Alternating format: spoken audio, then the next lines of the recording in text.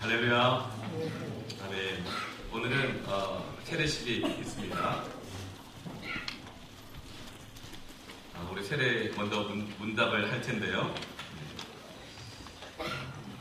제가 이름을 부르면 그 자리에서 네 하고 크게 대답하고 일어나 주시고, 여러분이 기도하는 마음으로 함께 이 세례식 가운데 동참해 주시길 바라겠습니다.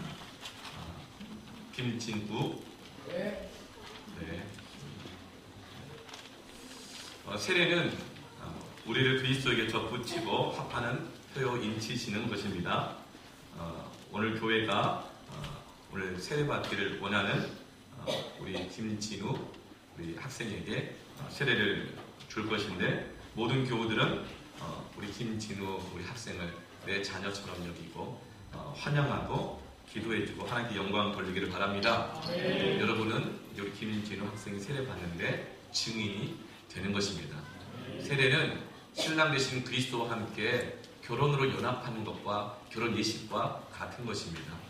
증인들은 그것을 위해서 기도하고 축복해야 될 책임이 있는 것입니다. 그러면서 우리는 한 가족이 되는 거죠. 우리 진우는 이제 이은영 집사님의 아들일 뿐만 아니라 우리의 자녀인 것입니다. 축복해 주시고 기도해 주시기를 바라겠습니다. 이제 세례를 베풀고자 하오니 우리 김진우 학생은 하나님과 성도들 앞에서 엄숙하게 서약해 주시기를 바랍니다. 제가 묻는 것에 잘 들으시고 크게 예라고 대답해 주시기를 바랍니다. 하나님의 아들 김진우는 하나님 앞에서 죄인인 것과 그 진노를 면치 못할 줄 알고 그의 크신 자비하심으로 구원받는 것 외에 소망이 없는 줄을 믿기로 서약합니까? 네. 우리 하나님의 아들 김진우는 그리스도께서 하나님의 아들 되심과 죄인의 구주가 되신 줄을 믿으며 복음에 말한 바와 같이 구원하실 이는 오직 예수뿐인 것을 믿고 그만 의지하기로 서약합니까? 네. 하나님의 아들 김진우는 성령의 은혜만 의지하여 그리스도를 믿고 따르는 자가 되고 모든 죄악을 버리고 그의 가르침과 본을 따라 살기로 서약합니까? 네. 하나님의 아들 김진우는 교회의 관할과 치리에 복종하고 교회의 덕과 화평을 이루는 일에 힘쓰며 교인된 의무와 권리를 바르게 행사하기로 서약합니까? 네. 아멘. 잠깐 이 시간에 기도하겠습니다. 하나님 아버지, 하나님의 영원하신 계획과 그 사랑의 경륜으로 오늘 하나님의 아들 김진우에게 세례받는 은총을 베풀어 주시니 감사합니다. 하나님의 아들 김진우가 사는 날 동안 하나님의 나라와 복음의 증인으로서 충성하게 하시고 교회의 덕을 세우며 거룩한 생활을 하게 하여 주옵소서. 하나님께서 하나님 아들 김진우에게 은혜를 베푸시어 어떠한 고난과 인생의 역경을 만날지라도 믿음으로 인내하고 승리하게 하여 주옵소서. 예수님의 이름으로 기도합니다. 아멘.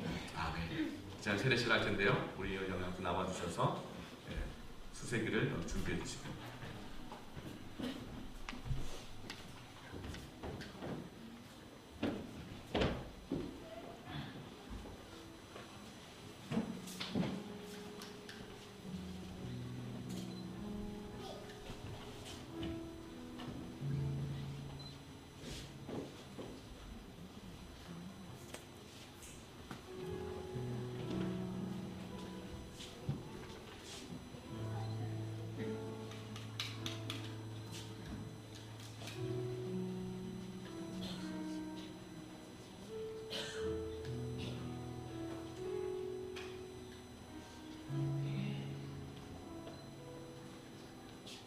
예수 그리스도를 믿어 하나님의 자녀된 김진우에게 내가 성부와 성자와 성령의 이름으로 세례를 주노라. 아멘.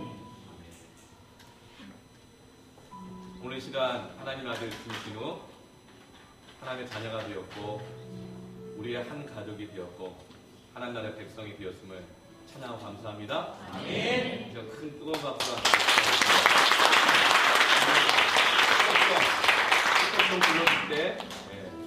준비하신 것이 있죠? 우리 학생분들 선생님이 특별히 축하할 것을 준비했고요. 그래서 우리 전도사님도 우리 선생님 계시거나 친구들 있으면 앞으로 나와서 축복하면서 당신은 하나님이라고. 당신은 하나님의 언약의 축복의 통로 당신을 통하여서 열방이 주께 돌아오게 되리. 한 번씩 안아주시고요. 여러분 큰 박수 축복합니다.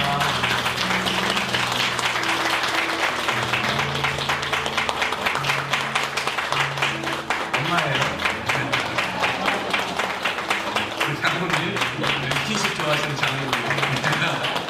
네, 들어가겠습니다. 네, 감사합니다.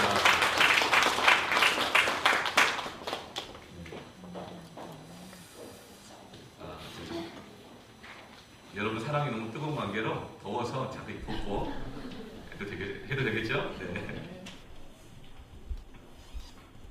장모님 이것 좀. 네.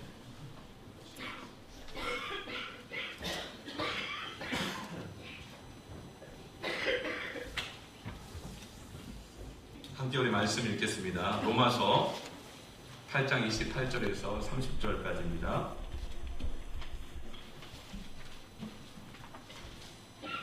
교독하도록 하겠습니다.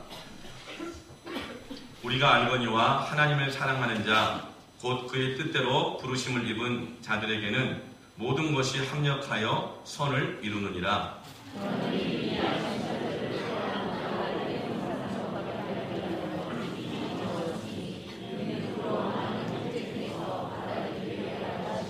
함께했습니다. 또 미리 정하신 그들을 또한 부르시고 부르신 그들을 또한 의롭다 하시고 의롭다 하시는 그들을 또한 영화롭게 하셨느니라.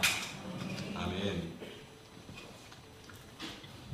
바울은 로마서에서 알아야 할 것 그리고 기억해야 될 것을 알아야 되는 것을 많이 말씀합니다. 그런데 또 잘 알지 못해서 힘들고 어려운 것을 말씀하죠.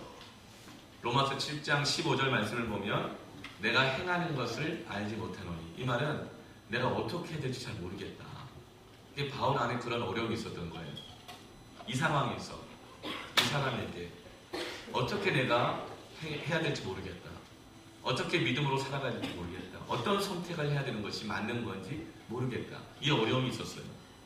로마서 8장 26절 말씀 보면 우리는 마땅히 기도할 바를 알지 못하나. 어떻게 기도해야 될지 모르겠다. 뭐라고 기도해야 될까? 또 기도가 잘 안 된다. 이런 잘 알지 못하는 어려움이 있었습니다. 그런데 오늘 말씀은 우리가 알거니와로 시작돼요. 이것은 어떤 새로운 정보나 어떤 소식이 아니라 이전부터 지금까지 알아왔던 것, 그러나 결코 변하지 않는 그 진리를 우리가 알아야 한다. 이 말씀인 것이죠. 사도 바울은 오늘 우리에게 우리가 반드시 알아야 할 것 한 가지를 소개하는데 그것이 바로 28절 말씀입니다. 함께 다시 한번 읽어볼까요? 우리가 알거니와 하나님을 사랑하는 자, 곧 그의 뜻대로 부르심을 입은 자들에게는 모든 것이 합력하여 선을 이루느니라. 아멘. 우리가 이해되지 않는 일들을 만날 때, 정말 이해되지 않는 어떤 사람을 만날 때, 왜 이런 일이 나에게 일어났을까? 왜 내가 이 사람을 만났을까? 예상하지 못한 어떤 일들에 부닥칠 때 한 번도 배워본 적이 없는 막막한 상황에서 주저하고 어떻게 해야 될지 모르겠고 도대체 기도도 어떻게 해야 될지 모르겠고 이젠 기도조차 잃어버린 거죠. 기도를 안 하다 보면요, 나를 기도하는 걸 잊어버려요. 기도는 하나님께 나아가는 길인데 그 길을 계속 다니지 않으면 처음엔 잡초가 조금씩 생깁니다. 계속 다니지 않고 방치하면 엉겅퀴가 생기고 가시떨기가 생깁니다. 그 나중에는 그 길이 없어져 버려요. 우리가 마땅히 기도해야 되는 것을 아는데 어떻게 기도해야 되는 방법도 잊어버린 거죠. 그런데 참 어려운 상황을 부딪혀요. 어떻게 해야 될지 모르겠어요. 그런데 그런 상황을 만날 때, 그런 상태에 있을 때 우리는 이 모든 상황에서 우리가 확실히 알아야 할 것을 안다면 우리는 절망하지 않고 불안하지 않고 굳게 서게 될 것을 믿습니다. 그것이 뭔가? 그것은 바로 하나님을 사랑하는 자, 그 뜻대로 부르심을 입은 자들에게는 모든 것이 합력하여 선을 이룬다는 것입니다. 이거 하나 잊지 않고 기억하면 어떤 상황, 어떤 환경에서도 우리는 다시 일어날 수 있고 회복될 수 있는 줄로 믿습니다. 이 말은 모든 것은 하나님의 손에 달려 있다는 것입니다. 하나님의 절대 주권, 하나님에 의해서 결정된다는 것. 하나님의 뜻대로 부르심을 입은 모든 사람들의 인생은 다른 어떤 것에 결정되는 것이 아니고 하나님께 의해서 결정된다. 하나님께 달려있다는 겁니다. 여러분, 오늘 성경은 저와 여러분을 누구라고 말합니까? 하나님을 사랑하는 자라고 말합니다. 여러분, 하나님을 사랑하십니까? 네. 놀랍습니다.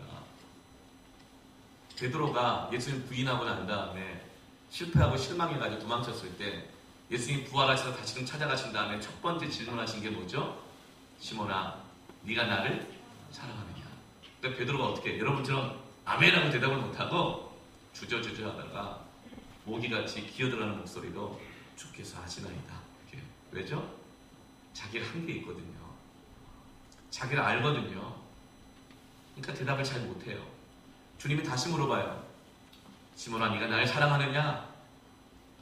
베드로가 막 이렇게 알면서, 저를 알면서 또 이렇게 대답해요. 주께서 하시나이다. 주님이 다시 물어보세요. 시몬아, 네가 나를 사랑하느냐? 그제서야 베드로가 심히 근심하여 가로되 내가 주를 사랑하는 줄을 주께서 아시나이다. 이 말은 내가 주님 사랑하긴 하는데 주님 나 어떤 사람인지 다 아시잖아요. 근데 자꾸 왜 물어보세요? 괴로워요. 부담스러워요. 힘들어요. 미안하고 민망합니다. 그런데 우리가 하나님을 사랑한다고 이렇게 고백할 수 있는 것은 그 사랑이 내 안에 있었기 때문이 아니고 하나님이 우리를 불러주셨기 때문입니다. 내가 하나님을 사랑할 수 있는 사람으로 불러주셨기 때문에, 나를 선택해 주셨기 때문에 그 사랑으로 내가 하나님을 사랑할 수 있는 것입니다. 하나님이 먼저 나를 사랑하신 거예요. 나를 선택해 주신 거예요. 하나님이 불러주시지 않으셨으면 나는 사랑한다고 고백할 수 있는 존재가 못 됩니다. 우리가 이 예배 자리 가운데 앉아 있죠. 어떻게 우리가 앉아 있어요? 내가 하나님을 사랑해서가 아니라 하나님이 먼저 나를 사랑하셔서 불러주셨기 때문에 우리가 하나님을 사랑도 하고 섬김도 하고 예배도 드릴 수 있는 것입니다. 나의 어떠함 때문이 아니고 하나님의 절대 주권인 겁니다. 우리가 당황하고 힘들고 고난스럽고 불안하고 두렵고 절망될 때 반드시 알아야 할 것은 바로 이거라는 겁니다.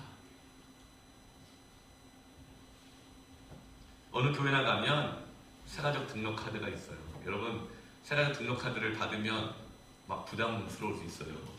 그래서 제가 세가족 우리 안내부에게 세가족 등록 카드를 먼저 이렇게 내밀지 말라고 이렇게 함께 얘기를 했어요. 왜냐하면 훅 들고 당황스럽잖아요. 그래서 그 전에 작은 카드를 이렇게 먼저 드리는데, 교회마다 세가족 등록 카드에 보면 인도자 체크란이 있습니다. 거기에 인도자하고 가로 열고 있다 없다 이렇게 체크를 하라 그래요. 또 어떤 교회는 어떻게 오셨습니까? 한 다음에 그 체크란에 스스로, 그 다음에 전도받아서, 이런 체크란이 있어요. 여러분, 우리는 다양한 동기로 상황 가운데 우리가 하나님 앞에 부름받아 여기에 앉아있을 수 있지만, 분명한 것은, 우리가 잊지 말아야 할 것은 인도자가 없는 것이 아니고 있습니다. 스스로가 아니고 혼자서가 아니라 하나님이 여러분을 인도하셔서 예수 믿게 하시고 여기까지 걸음하게 하신 줄로 믿으시길 바랍니다. 이걸 알아야 된다는 거예요. 이걸 알지 못하면 모든 것이 흔들립니다. 내가 선택해서, 내가 스스로, 내가 계획해서, 내 의지로, 내 노력으로 오면 예기치 못한 상황, 내가 계획하지 못했던 것, 내가 결심했지만 안 될 때, 어려운 사람 만날 때 그 모든 것이 흔들리게 되어 있어요. 우리는 잊지 마시길 바랍니다. 하나님이 인도하셨다. 여러분, 우리는 더 이상 그래서 혼자라고 말하지 말기를 바랍니다. 혼자라고 말하면서 스스로의 계속 막 속옷을 이렇게 막 꽂아요. 나는 혼자야 이러면서 푹 지르고, 나는 혼자야 그러면서 푹 지르고, 나는 혼자야 그러면서 푹 지르고, 여전히 혼자네 푹 지르고. 아니에요. 여러분에게 인도자가 있습니다. 여기에 여러분 앉아있다는 것이 바로 하나님의 인도자라는 증거인 것입니다. 스스로 혼자 산다고 생각하지 마십시오. 그럼 모든 것이 불안하고 두렵고 흔들립니다. 하나님이 저와 여러분을 선택하셨고 절대 주권으로 지금도 붙잡고 계십니다. 이것을 우리가 알아야 한다는 겁니다.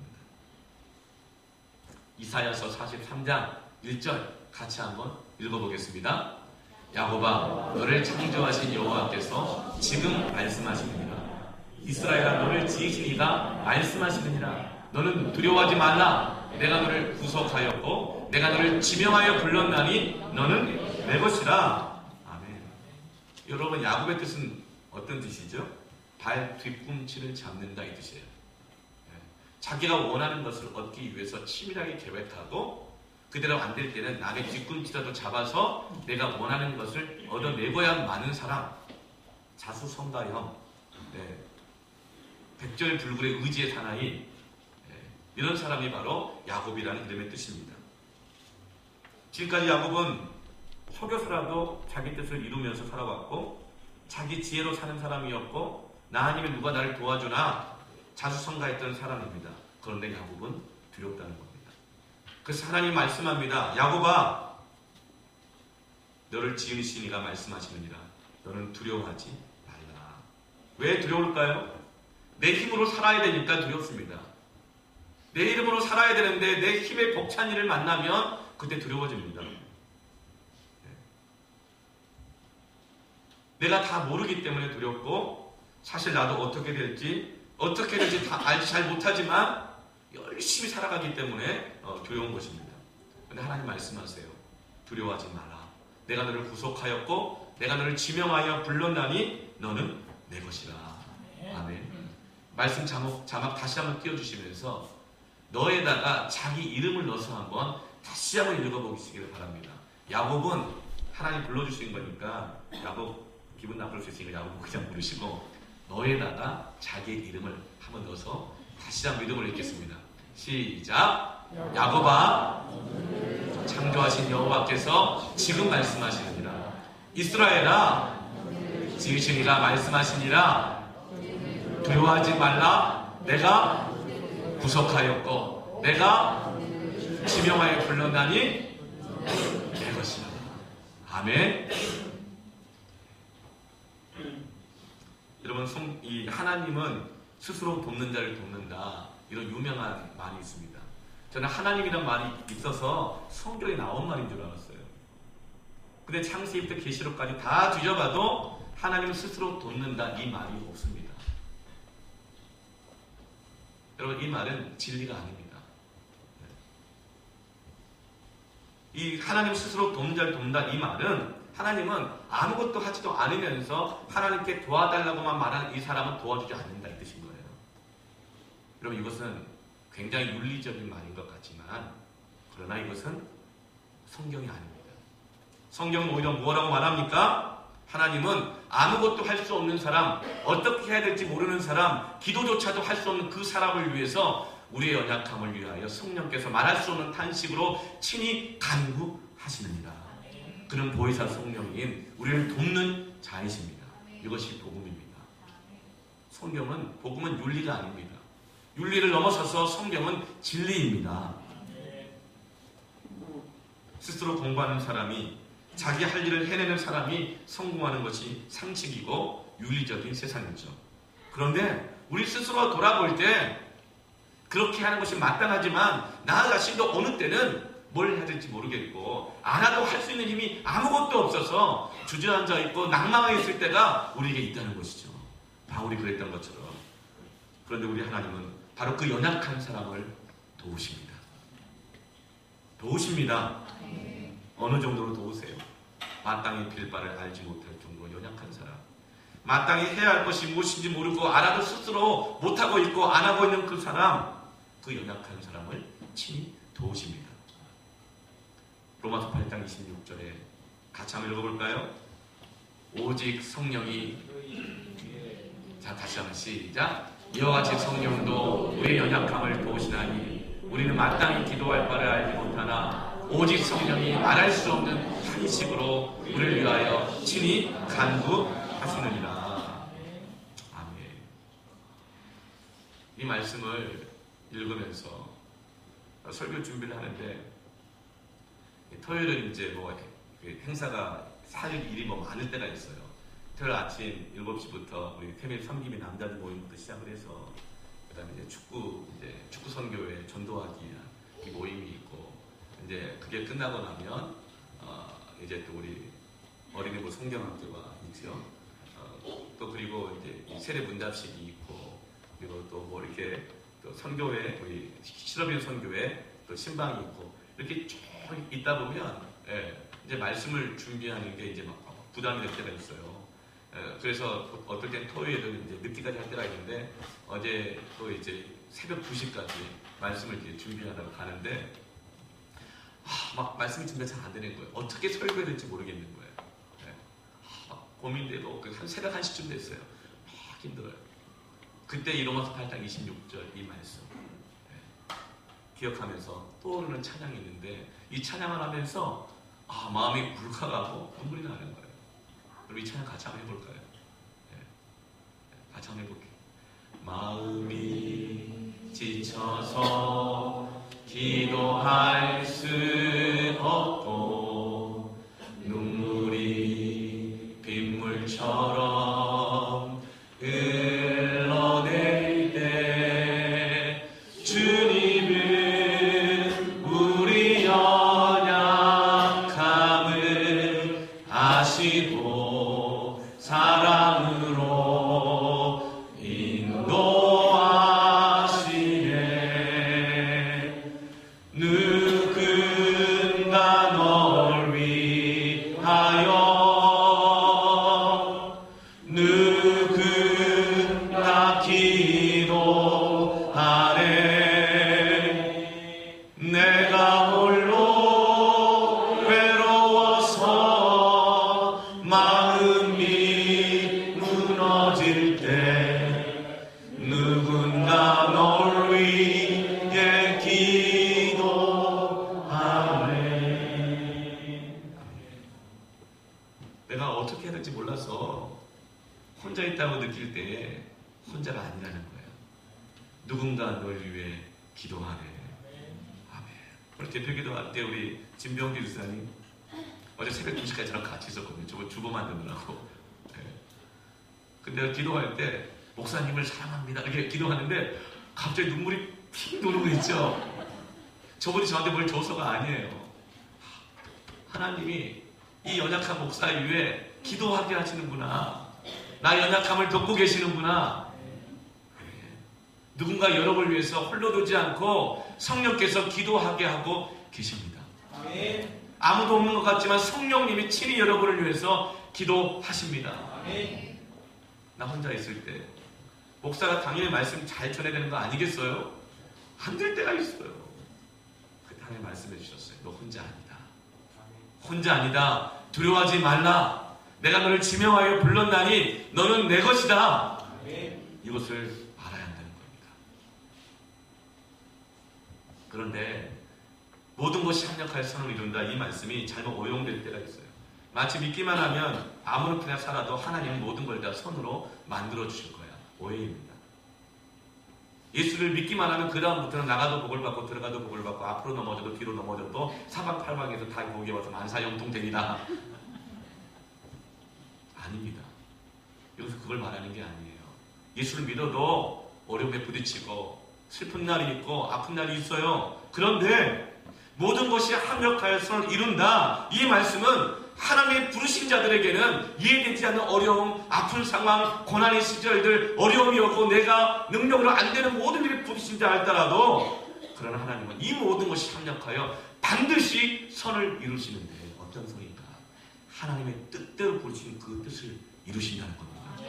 저와 여러분은 그냥 부름받은 것이 아니라 하나님의 뜻대로 목적을 가지고 부름받은 것을 믿습니다. 어떤 상황에서도 하나님은 그 뜻을 합력하여 이루신다. 하나님의 궁극적인 우리를 부르신 뜻을 목적을 이룹니다. 내가 한없이 부족하고 형편없고 더 이상 소망 없고 오라 권고한 대로다 누가 나를 이 사망의 몸에서 건져내냐? 그러나지만 하나님의 절대 주권은 그 사람은 그 부르심을 입은 자들에게는 반드시 하나님의 뜻을 이루어 내신다. 이것을 기억해야 됩니다. 살다 보면 상상할 수 없는 일을 겪을 때가 있어요. 기쁜 날도 있지만 수 없는 슬픔의 날들이 계속될 때가 있고 내 인생이 망할 것 같고 죽을 것 같고 미칠 것 같은 날들이 있습니다. 그래서 하나님 정말 사라지시는 거 맞습니까? 이렇게 질문할 때가 있어요. 어떻게 해야 될지, 뭘 기도해야 될지 모를 때가 있어요. 그런데 하나님은 그 모든 것을 통해서 합력하여 미칠 것 같은 날들을, 죽을 것 같은 날들을, 너무 슬픈 날들을 합력하여 그 가운데서도 나를 향한 하나님의 뜻을 반드시 이루신다. 이것을 기억하라는 겁니다. 이것을 우리가 알아야 한다는 것입니다. 올 여름에도 우리가 중국과 인도네시아로 단기 선교 비전 들고 가겠지만 이게 비행기를 타고 이 해외를 가다 보면 비행기에 기내식이 있어요. 세계 최고의 기내식이 뭔가요? 비빔밥이에요. 제가 여러 번 가봤거든요. 예. 적어도 해외 11개 나라, 국내 한 35지역으로 선교를 다니고 비행기를 타보는데 이 흑인이든지 백인이든지 황인이든지 애나 어른이나 구별하지 않고 전 세계적으로 좋아하는 최고의 기내식은 비빔밥이에요. 네. 흰 쌀과 쌀밥과 그리고 각종 나물과 계란 프라이, 고추장, 각각의 형질과 그 풍미와 느낌과 질감과 맛과 재료와 색깔과 다 다름에도 불구하고 그것이 비벼지면 거기서 오묘한 전 세계인의 이 입을 감동시키는 비빔밥의 맛이 나오는 거죠. 이것이 바로 합력하여 선을 이룬 하나님의 기적의 역사입니다. 서로 색깔, 모양, 질 다 다른 것들이 하나님의 손에 비벼지면 합력하여 하나님의 뜻을 이루는 기적의 역사가 있는 것입니다. 그런 날들이, 슬픔의 날들이, 아픔과 고통의 날들이, 외로운 날들이, 말할 수 없는 무기력함이 계속되었던 그 날들이 다시금 하나님 앞에 맡겨지고 버무려지면 하나님의 뜻을 이룬다는 것입니다. 상상할 수 없는 하나님의 일이 일어나는 것입니다. 문제는 누구 손에 나의 약함이, 그 슬픔들이 맡겨지느냐, 붙들려지느냐. 내가 하려 하지 말고, 스스로 하려고 하지 말고, 혼자 있다고 말하면서 슬퍼하지 말고 하나님께 맡기시길 바랍니다. 우리는 어떤 사람을 볼 때 도대체 이런 사람하고 무슨 일을 같이 할 수 있나? 이 사람이 무슨 나에게 도움이 될까? 저런 사람도 하나님 쓰실까? 나 같은 사람도 쓰실까? 이런 생각 들 때가 있죠. 이런 것이 무슨 소용이 있나? 싶은데 그런 사람, 그런 일들이 하나님의 손에 맡겨지면 하나님 뜻이 이루어지는 기적이 일어나는 겁니다. 이것이 복음이에요. 다윗이 사울에게 충성을 당한 사람입니다. 그러나 나중에 다윗은 사울에게 버려지죠. 다윗이 사울에게 충성하기 쉬운 사람이 아니었어요. 왜냐하면 다윗은 그가 비록 양측이었지만 사무엘 선지자에게 그가 앞으로 이스라엘의 왕이 될 사람이라고 먼저 기름 부음을 받았던 사람이에요. 기름 부음을 받았음에도 불구하고 양치기하고 형들한테 도시락 배달하고 그런 일 하기 쉽지 않거든요. 내가 누군데? 이런 생각 들죠. 그러나 다윗은 그럼에도 불구하고 성실하게 겸손하게 충성을 했어요.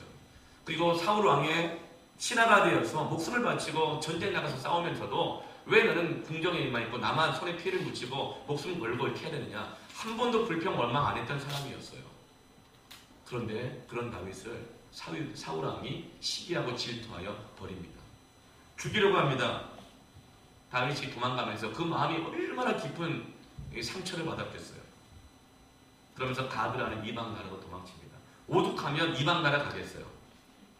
오죽하면 가드로 가겠어요. 거기 가서 미친 척을 합니다. 죽지 않고 살려고. 마음에도 없는 행동을 하고 사는 것이죠. 우리가 이 상처를 입고 죽지 못해 직장 생활할 수 있어요. 죽지 못해 가정에 들어갈 수 있어요. 가장 힘든 게 뭐예요? 마음에도 없는 일을 하는 거잖아요. 신앙생활 마음에도 없는 거 할 때 죽기가 힘들죠. 뭐든 너무나 힘들어요. 그래서 가드에 가서 마음에도 없는 행동하고 미친 척하며 살았는데 거기까지 또 쫓아오네요. 내버려 두지. 또 도망갑니다. 어디로 도망가죠? 사무엘상 22장 1절부터 2절 함께 읽어보겠습니다. 시작. 그러므로 다윗이 그것을 떠나 아둘람 굴로 도망하매 그의 형제와 아버지의 온 집이 듣고 그리로 내려가서 그에게 이르렀고 환난당한 모든 자의 빚진 모든 자와 마음이 원통한 자가 다 그에게로 모였고 그는 그들의 우두머리가 되었는데 그와 함께한 자가 400명 가량이었더라. 어디로 도망갔죠? 아둘람 굴로 도망가버려요. 이제 누구도 만나고 싶지 않다는 거예요. 나 혼자 있고 싶다는 거예요. 더 상처받기 싫고 더 버림받기 싫고 마음에도 없는 것 해가면서 부딪히가며 살아가고 싶지 않다는 거예요. 그래서 아둘람 굴로 도망 들어가 버립니다. 그런데 거기에 누가 와요? 환난당한 모든 자와 빚진 모든 자와 마음이 원통한 자가 그 아둘람 굴로 다 모여요. 그래서 거기서 다윗은 그들의 우두머리가 되고 그와 함께한 자가 됩니다. 여러분, 빚진 자하고 같이 있고 싶으세요? 네. 뭐 달라 그럴까봐 불안해가지고 같이 있기 부담스러워요. 환난당한 사람, 상처 받은 사람 힘들어요. 상처 많은 사람들은요, 마음이 인격이 거칠어질 수밖에 없어요. 말 한마디가 표정 하나가 쉽지 않아요. 원통한 자, 마음이 원통한 자래요.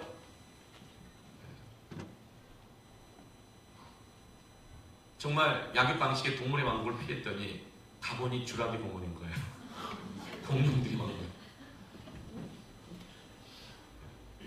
그런데 그렇게 모인 사람들이 400명인 거예요.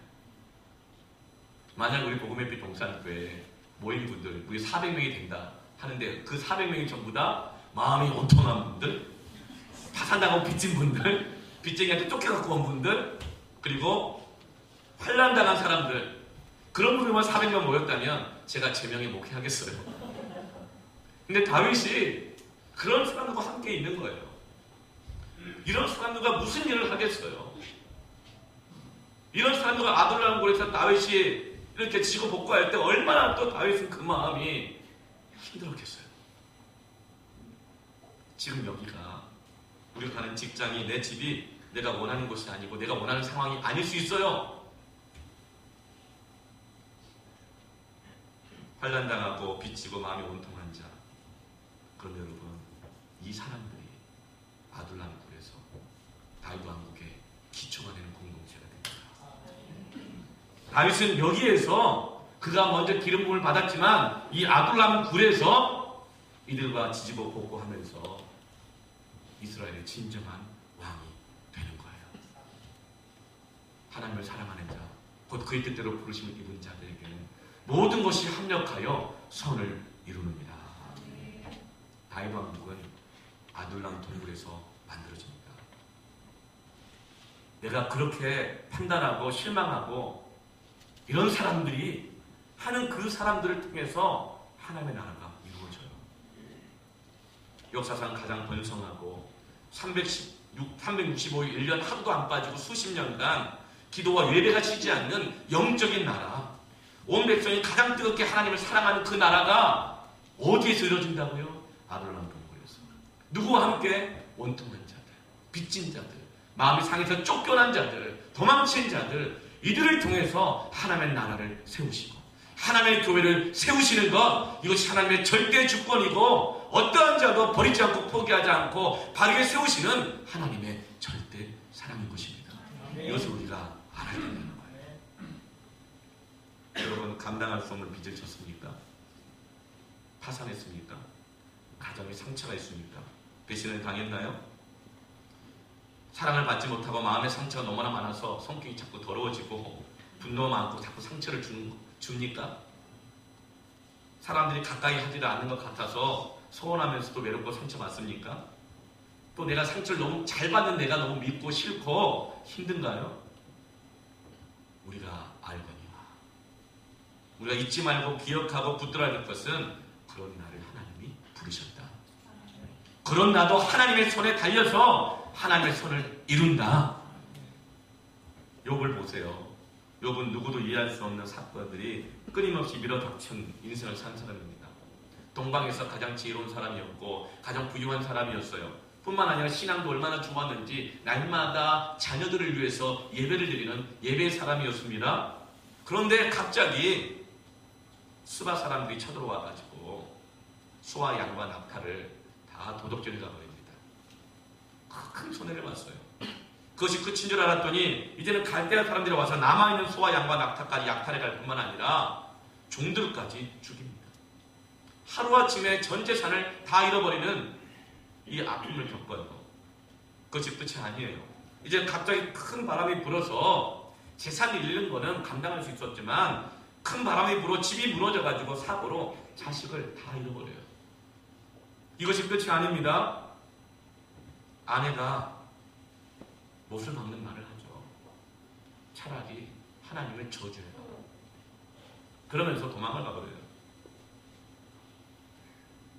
여러분, 아마 이때 욥의 나이가 상당했을 것 같은데 남자가 아내가 없이 50대를 맞이한다는 것은요, 너무 두려운 일입니다. 그 누구도 아닌 아내가 자기를 저주하고 도망가버립니다. 얼마나 깊은 상처가 있겠어요. 뿐만 아니라 그 친하다는 친구들도 이해해주지 않습니다. 한땐 욥 자신도 흔들릴 때가 있어요. 그래서 욥기의 주제가 뭡니까? 하나님의 절대 주권이에요. 나의 가는 길을 나는 모르지만 그가 하시나니 내가 단련된 이후에는 정금같이 나오리라. 그 모든 고난과 두려움과 슬픔과 죽을 것 같은 끔찍한 인생이었지만 배신의 날들이었지만 그러나 단련된 이후에는 정금같이 나올 것이다. 하나님의 절대 주권, 하나님은 결코 나를 그냥 망하도록 버려두지 않을 것이다. 이게 욥기의 주제인 거예요. 욥기의 마지막은 그래서 갑절의 축복으로 마무리되는 것입니다.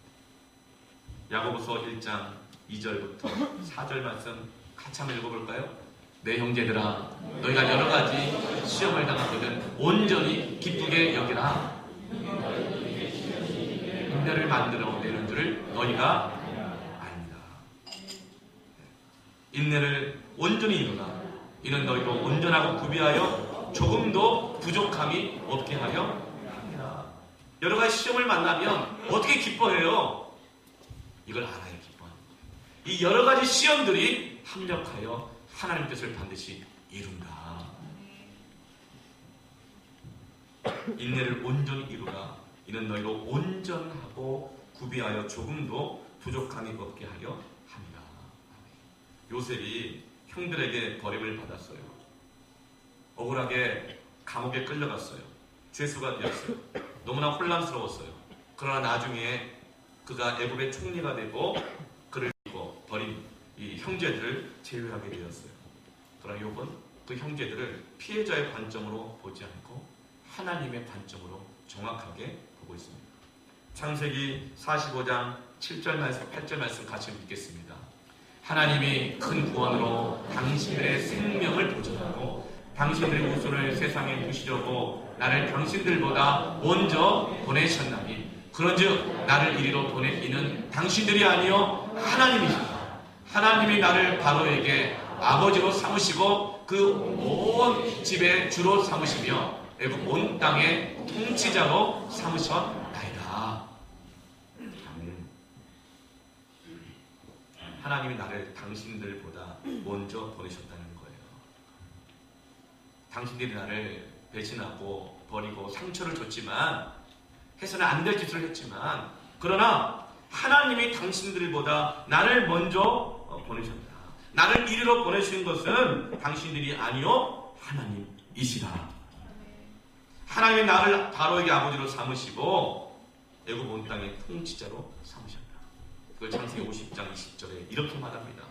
당신들은 나를 해하려 하였으나 하나님은 그것을 선으로 바꾸사 오늘과 같이 많은 백성의 생명을 구원하게 하시려 하셨나니. 아멘. 요셉은 더 이상 피해자로 살지 않습니다. 어떻게 해요? 하나님의 절대 주권을 믿기 때문에, 하나님의 사랑을 믿기 때문에 당신은 나를 헤아려 하였지만 상처를 주고 아픔을 주었지만 하나님은 그것을 선으로 바꾸셨다. 왜? 당신들과 내 가족들과 많은 사람들을 생명을 구원하게 하시는 하나님의 선한 뜻을 이루기 위해서. 하나님은 요셉이 겪은 모든 사건을 사용하십니다. 형들의 악행이 있었지만 하나님의 절대 주권이 사람의 악함을 덮어버리십니다. 하나님은 모든 것을 선으로 바꾸십니다. 그것이 요셉의 관점이었습니다. 신앙이었습니다. 우리가 이것을 알아야 한다는 겁니다. 우리는 실패할 수 있지만 우리가 하나님의 손 안에 있는 이상 결코 실패하지 않습니다. 네. 여러분, 언제까지 여러분이 기도 안 하는 사람으로 있게 될 것 같아요? 여러분, 그런 확신이 있는 사람이 있어요. 나는 앞으로도 계속 기도 못하게 될 것 같아. 여러분, 기도 안 하고 있는 분들 있죠? 실망하지 마세요. 난 다시 기도 못할 것 같아. 내가 그때처럼 살 수 있을까? 혹시 이런 생각하고 계신 분 있습니까? 안 될걸요. 우리는 그렇게 살 수 없어요. 왜죠? 하나님은 여러분을 부르셨기 때문에. 하나님 여러분을 사랑하시기 때문에. 여러분 다시 기도의 사람이 될 것입니다. 여러분 다시 하나님 뜻대로 살기를 원하는 사람이 될 수밖에 없습니다. 왜냐하면 하나님은 모든 것을 사용하셔서 그 뜻을 이루시는 사랑의 하나님이십니다. 이걸 알아야 사람 보고 실망하지 않고, 이걸 알아야 나 보고 실망하지 않고, 이걸 알아야 모순이 가득한 죄가 가득한 이 세상에서 실망하지 않습니다. 이 기초 위에 우리의 삶을 올려놓으시길 바랍니다. 이것이 우리의 특권이요 담대함이고 믿음인 것입니다. 분명 우리는 또다시 실수하고 어이없는 행동을 하긴 하지만 잊어버리고 싶은 상처들과 아픔들이 있지만 하나님 또 그것조차 선으로 바꾸십니다. 그래서 우리는 실패할 수 없는 사람들이에요. 우리 누굽니까? 하나님 뜻대로 부르심을 입은 사람입니다. 그냥 오다가다 그냥 건진받은 사람이 아니라는 거예요.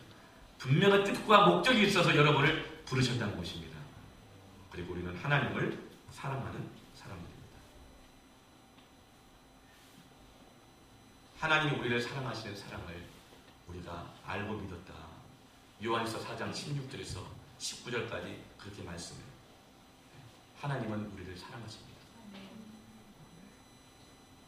그 사랑이 우리를 온전하게 하는 것입니다. 우리가 살면서 낙심하는 이유는 삶이 우리의 손에 달려있다고 믿기 때문에 낙심합니다. 다른 사람의 손에 의해서 내 인생이 조작될 수 있다고 믿기 때문에 낙심하고 두려워하는 것입니다. 우리의 실패가 사람들의 조작이 일시적으로 영향을 끼칠 수 있지만 그러나 그것으로 내 인생이 결정되지 않습니다. 하나님의 손에 의해서 결정됩니다. 순간의 선택이 10년을 좌우합니까? 결정합니까? 아니요. 하나님의 선택이 결정합니다. 우리의 선택을 넘어선 하나님의 역사가 있는 것입니다. 여러분, 그러므로 이제는 우리가 더 이상 내가 결정하고 내 결정 안에서 살아가는 삶을 그만 내려놓으시길 바랍니다. 그러므로 우리는 자수성가하려고 하지 마시길 바랍니다. 내 결정대로 살려고 하지 마시고 단정해서 말하지 않길 바랍니다. 그 인간은 안 돼. 나는 안 돼. 한국교회 안 돼.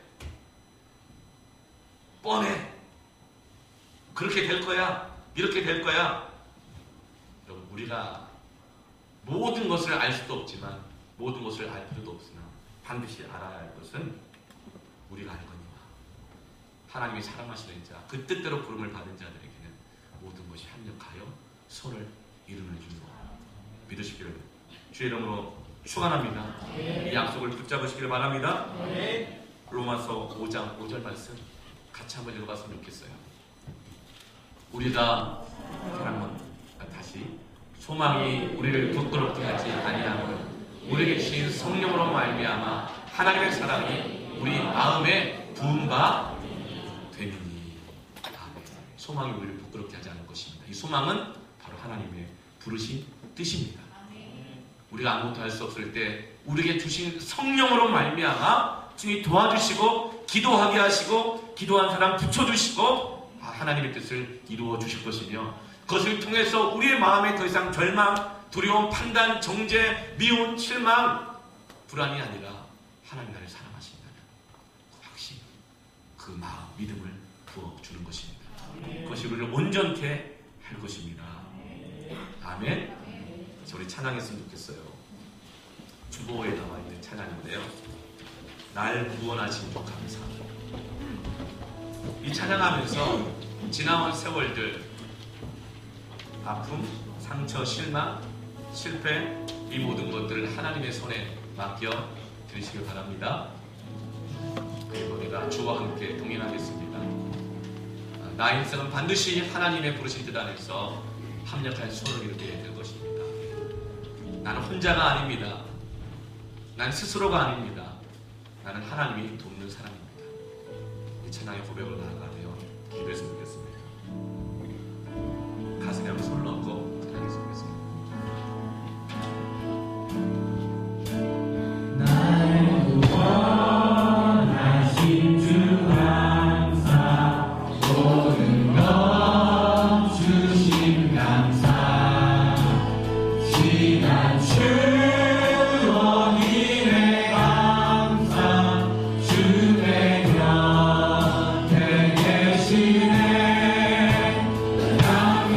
감미로운 봄철의 감사 외로운 가을 날 감사 사라진 눈물도 감사 나의 영혼 평안해 응답하신 기도 감사 거절하신 것 감사 그래서 우리 그렇게 가슴에 한번 손을 모으고 기도했으면 좋겠습니다. 사람들은 너무 많이 상처받다 보면 잊어버립니다. 너무 많이 어려움을 겪다 보면 또 잊어버립니다. 실망하다가 잊어버리고 상처받다 잊어버리고 그래서 더 이상은 내가 하나님 뜻대로 살 수 없을 것이라고 생각합니다.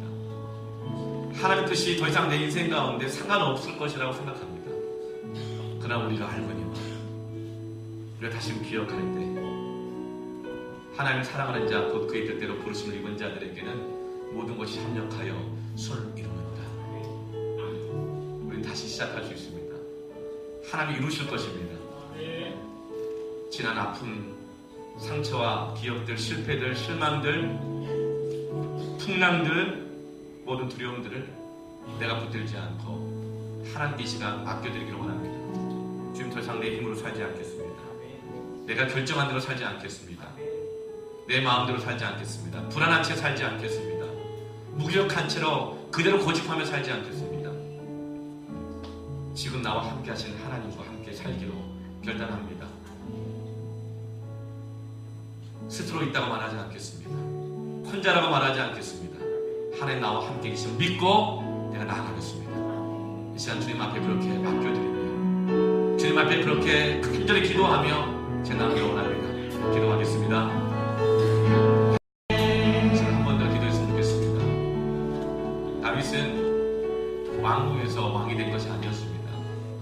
아둘람 굴에서 원통한 자들, 마음이 상한 자들, 빚진 자들과 함께 거기서 하나님의 연단을 받고 거기서 이스라엘 진정한 왕이 되는 성품과 인격과 지혜와 인내와 사랑을 거기서 준비되었습니다. 이제 우리 기도했으면 좋겠습니다. 옆에 가족이 있습니까? 손을 꼭 잡아보세요. 가족만큼 나를 잘하는 사람 누가 있겠어요? 우리 패밀리 식구가 있으니까. 여러분만큼 저를 또 누가 잘하는 사람 또 누가 있겠어요? 손을 잡아보세요. 어쩌면 우리는 판단될 때가 있어요. 저 사람하고 무슨, 이 사람이 무슨, 내가 뭐 어떻게. 아니요. 하나님 우리의 가정이 아둘람이 되게 하여 주옵소서. 하나님 여기서 내가 하나님의 사람이 될 것입니다. 우리 교회가 아둘람 동굴 되게 하여 주옵소서. 여기에서 하나님을 가장 사랑하고 예배가 쉬어지지 않고 하나님의 거룩한 뜻을 갈망하고 사모하는 교회가 될 것입니다. 그런 성도가 될 것입니다. 친구분 그렇게 믿음으로 소망으로 가정을 위해서 우리 교회를 위해서 이 땅을 위해서 함께 중보하며 축복하며 자 주님 한번 찾고 기도할까요? 주여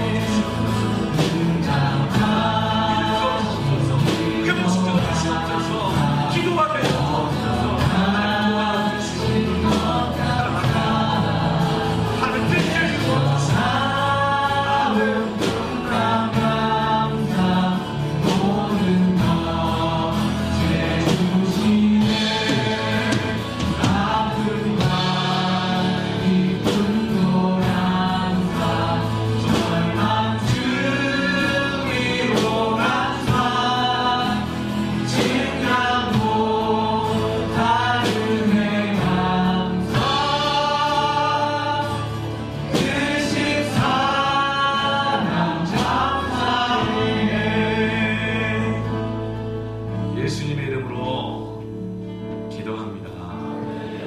아멘. 이 시간 옆사람을 보세요. 한번 동성끼리면 꼭 한번 안아주시기 바랍니다. 이성간이면 손을 잡아주시고 부부간에는 안 주겠죠. 아이들이 있으면 가슴에 꼭 안아주셨으면 좋겠어요. 이렇게 고백해주세요.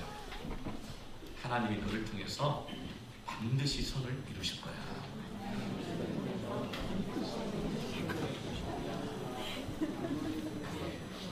여러분, 나는 기도하지 못하는 것이 영원히 불가능한 사람이다. 나는 기도할 수밖에 없게 된다. 왜일까요? 하나님 나를 불러 앉으시거든요. 그럼 하나님보다 힘센 사람이 있어요? 하나님보다 사람이 큰 사람이 없잖아요. 네. 여러분, 나는 하나님 뜻대로 살 수밖에 없습니다. 나는 하나님 뜻대로 살지 않는 것이 영원히 불가능한 사람들입니다. 아멘. 그 관점으로 서로를 보십시다. 그 관점으로 우리 교회를 보십시다. 그 관점으로 세상 가운데 믿음으로 나아가시기를 축원합니다. 오늘 서로를 격려하고 하나님께 감사하며 영광의 박수를 드리겠습니다. 자, 완전하신 나이를 찬양하면서 준비하신 예물 하나님께 드리겠습니다.